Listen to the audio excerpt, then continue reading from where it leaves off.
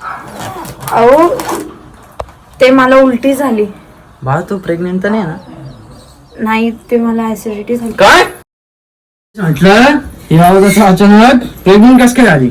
इतक्या वर्ष झाले तरी तुला एक बाळ देता नाही आलं, काय कामाची? सगळे घरचे म्हणत होते हिच्याशी लग्न नको करू, पण मी घरच्यांना विरुद्ध जाऊन लग्न केलं आणि आज मला त्यांचे टोमणे ऐकावं लागू राहिले. काय कामाची तू? याच्यात माझी काय चूक आहे? तुम्हालाच तर मूल जन्माला नाही घालता येते आणि तुम्ही मला बोलताय. हा का, माझी चूक आहे का?